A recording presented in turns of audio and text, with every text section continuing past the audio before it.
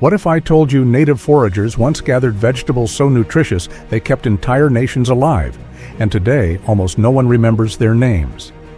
Settlers wrote about them in journals from 1620 to 1890. Yet farmers abandoned them as trade crops rose, and by the early 1900s they vanished from fields and memory. So why did 15 life-saving vegetables disappear from America's plates? And which forgotten foods deserve a comeback today?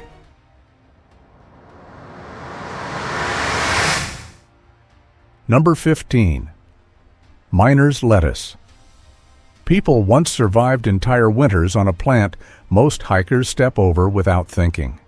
Miner's lettuce covered western hillsides so thickly that 19th century travelers described fields shining like wet coins. That detail alone shows how common it used to be, so why do almost no families grow it today? This plant saved gold miners during the 1850s because it carried more vitamin C than oranges. By weight reports from mining camps mentioned scurvy dropping sharply once workers started eating it raw.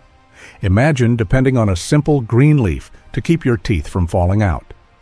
Strange how something that valuable fades from memory. Tribal communities gathered it long before miners arrived.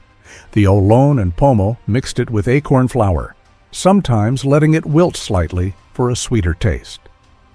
Have you ever wondered how many forgotten plants shaped meals long before cookbooks existed? The leaves grow back within days, even in cold soil. That quick regrowth made it a dependable spring food. Therefore, you'd think it would be in every garden by now. Yet it stays hidden, growing wild while grocery stores push watery lettuce with fewer nutrients. The next plant raises a tougher question. What happens when a vegetable grows everywhere, tastes great, and still gets ignored because people see it as swamp food? Number 14. Cattail Shoots. Walk near a wetland in early summer and you'll see tall green stalks that once served as a pantry, pharmacy, and toolbox. In one plant, cattail shoots were so important that several tribes stored them the way others stored grain. Why overlook a plant with that kind of range? The soft inner core tastes like a mix of cucumber and young corn. Lewis and Clark wrote about eating them in 1805 after Shoshone guides showed them how to peel the stems.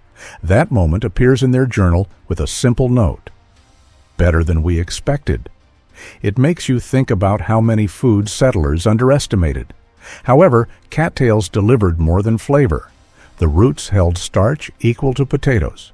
Families dried them into cakes for winter travel. Even today, survival instructors teach students to find cattails first because nearly every part has a use. Have you ever seen a plant with that kind of versatility? Then industry changed everything.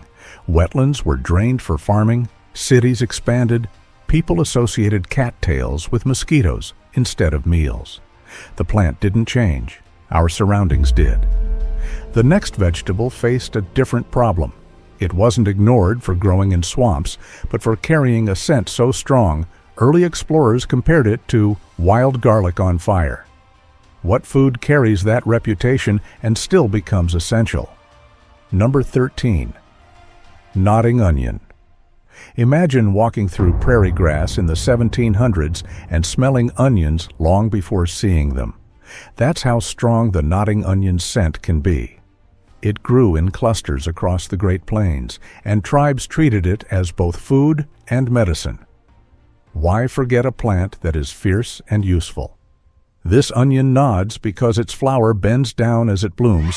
Thomas Nuttall recorded that detail in 1818 while mapping western plants. The bulb tastes sharper than grocery store onions, but cooks valued it for one simple reason: it kept its flavor when dried. Can you picture carrying a sack of these on long travel routes? However, its deeper importance comes from its medicinal role. The Lakota boiled it into tea to ease coughs. The Menominee used crushed bulbs on insect bites. These records appear repeatedly in early ethnobotanical notes, showing how widespread its use was. Then commercial onions arrived in huge shipments by rail. They grew faster, looked cleaner, and packaged well. Therefore, the nodding onion slipped into the background, surviving mainly on untouched prairies. The next vegetable shifts the story again. It created both excitement and fear among early settlers, because harvesting it wrongly could blister your hands. What kind of edible plant carries that warning and still becomes a spring treasure? Number 12. Cow Parsnip Shoots. Walk into an early spring meadow and you might see tall green stalks that look harmless, yet old homesteaders treated them with caution. Cow parsnip shoots fed whole families, but the plant could also irritate skin if handled carelessly. Strange how something so gentle-looking carried such a sharp risk, right? Tribal groups like the Dena-Ina peeled the young shoots carefully and ate them raw. Early Russian traders in Alaska wrote about the sweet celery taste in the 1790s. So why don't people talk about it today? The key was timing. Once the plant grew tall, its sap reacted with sunlight. Settlers learned that the hard way when blisters appeared hours later. Therefore, only young shoots were harvested, usually before the flowers formed. Have you ever seen a food that demanded that much respect? Even with that risk, communities valued it. It stored moisture during dry spells and delivered vitamins after long winters. A plant that is delicate yet durable feels impossible now. The next vegetable tells a very different story. It faded not because it caused burns, but because another crop stole its identity and confused everyone for decades. What food loses its place simply because it looked too similar to a bigger star? Number 11. Hog Peanut. If you've ever walked a shaded forest path and noticed thin vines weaving across the ground, you may have passed Hog Peanut without realizing it. Native groups treasured its small beans for centuries, yet most modern hikers don't even know it exists. How does food vanish that quietly? Hog peanuts produce two types of seeds, one above ground, one hidden below, that formed small nut-like pods. Explorers in the 1830s wrote about digging them up with simple sticks. Those buried seeds helped families through long winters because they stored energy well. However, confusion grew. Settlers mixed it up with groundnut, a totally different plant, and the name peanut drew even more comparison. Therefore, hog peanut slid into obscurity while groundnut gained attention. The real surprise is its protein. Some samples measured close to 20%, higher than many common beans today. Have you ever wondered how many crops like this sit ignored in the woods? The next vegetable flips the pattern yet again. It didn't disappear through confusion or caution. It faded because its season lasted days, and if you missed that window, the entire harvest vanished. What plant gives you one chance each year and then retreats? Number 10. Fiddlehead Ferns. People once lined riverbanks in early April waiting for a single moment when young ferns curled tight like green scrolls. That brief shape created the fiddleheads we still see in a few markets today. But their season ends fast, sometimes within a week. How many foods give you that small a window? The Abenaki and Passamaquoddy gathered them long before settlers arrived. Their records mention boiling them to remove bitterness, then frying them with fish fat. In 1883, a Maine newspaper described fiddleheads as spring's first real meal, which shows how deeply the tradition ran. However, timing mattered. If the fern uncurled even slightly, the flavor changed. Therefore, families checked the same patches daily. Can you imagine building your meals around a plant that is fleeting? Commercial farming never caught up. The crop demanded too much labor for too little time. Modern cooks love the taste. Some compare it to asparagus, but few grow or gather them. The next vegetable kept none of fiddlehead's delicacy. Instead, it spread wildly through wetlands and fed entire canoe expeditions. Yet modern shoppers barely know its name. What route once guided travelers and then slipped out of food culture? Number 9. Arrowhead, duck potato. Walk through a shallow marsh and you'll see the arrowhead plant, sharp leaves above water, treasure hidden below native paddlers, relied on its starchy tubers for long river journeys, calling them duck potatoes, because ducks dug them out before people could imagine competing with wildlife just to eat. Archaeologists found arrowhead remains in camps dating back more than 4,000 years. The tubers cooked like potatoes, but with a cleaner taste. Women in Anishinaabe communities used their feet to loosen the mud, letting the tubers float upward. Simple, quick, effective. However, the plant needed wetlands undisturbed by farming. Once rivers were straightened and marshes drained in the late 1800s, arrowheads lost ground fast. Have you ever wondered how many foods disappeared simply because water levels changed? Even so, the plant grows on every continent except Antarctica. It survived everything except our attention. The next vegetable doesn't hide in mud. It grows right in the open and spreads without help. Yet farmers dropped it after World War II because shoppers complained about stomach upset. What crop grows like a dream but scares people away over one uncomfortable side effect? Number 8. Jerusalem artichoke, sunchoke. A plant that grows tall, flowers bright yellow, and fills the soil with sweet tubers should be a dream crop. And for centuries it was. French farmers wrote about sunchokes in 1603, calling them a future staple. Then demand collapsed. Why would something so reliable fall from grace? The reason sits in its carbs. Sunchokes store energy as inulin, which some people digest poorly. That led to complaints, jokes, and even newspaper warnings. By 1912, therefore, growers switched to safer bets like potatoes. But talk to chefs today and they call sunchokes a secret weapon. Nutty, crisp, perfect for roasting. They also survive drought, floods, and cold winters. Have you ever tasted a food that feels both familiar and strange at once? The next vegetable holds even deeper history. Its roots helped nomadic groups travel across plains long before horses changed everything. What plant carried travelers mile after mile and then vanished from modern meals? Number 7. Yampampaoot. Picture a wide prairie in 1820. Buffalo graze. Wind cuts across open land, and small yampa flowers hide a root that carried entire migrations. The Shoshone valued it so deeply that families stored thousands of dried pieces each year. How many modern foods inspire that level of loyalty? Yampa had a clean, carrot-like taste and cooked fast. Lewis and Clark mentioned it in their journals in 1805 after trading with native groups for a handful of roots. However, settlers plowed the prairies, and the plant refused to grow under heavy soil disturbance. Therefore, a crop once central to travel slowly faded. Traders once called it prairie bread, which shows how essential it felt. At the time, can you imagine a route fueling journeys across states before highways?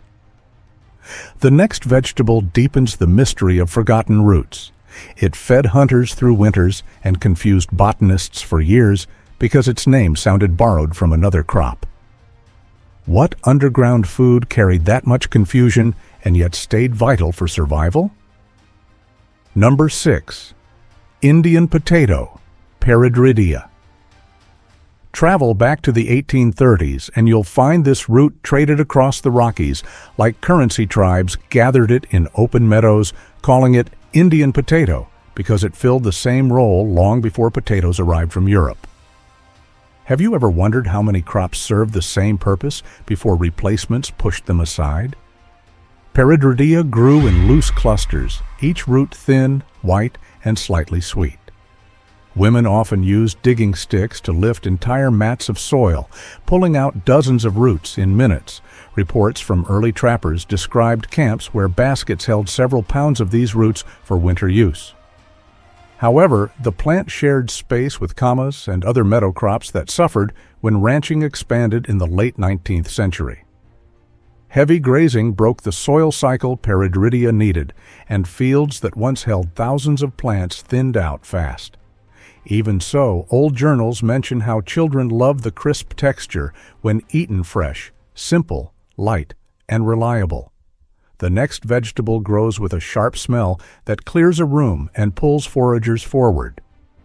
What wild plant reached legendary status among cooks and still sparks debates every spring? Number 5. Wild leek, ramp.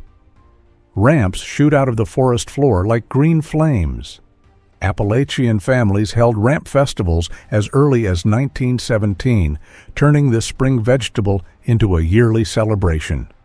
Why would one plant inspire parades, heated arguments, and church dinners?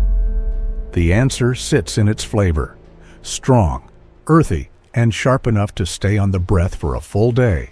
Old stories describe coal miners banned from eating ramps before work because the smell filled tunnels.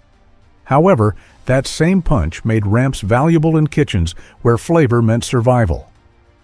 During long winters, gatherers used careful harvesting methods, taking leaves while leaving bulbs behind. Therefore, ramps became a symbol of respecting the forest. Have you ever eaten something so strong it almost felt alive?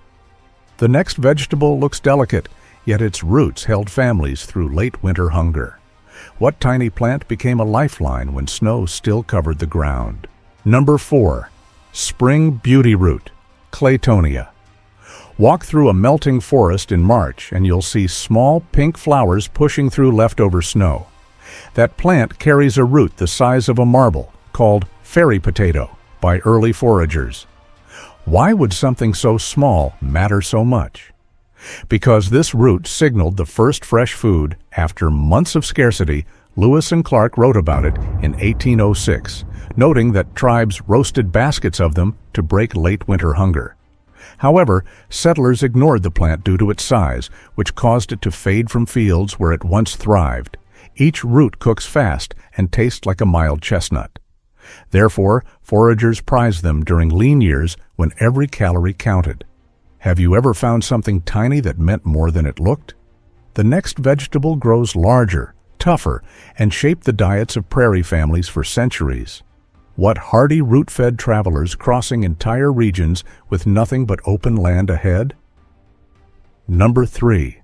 Prairie Turnip, Timpsila. Picture the Great Plains in the 1700s, endless grass, bison herds, and a root that fed entire nations.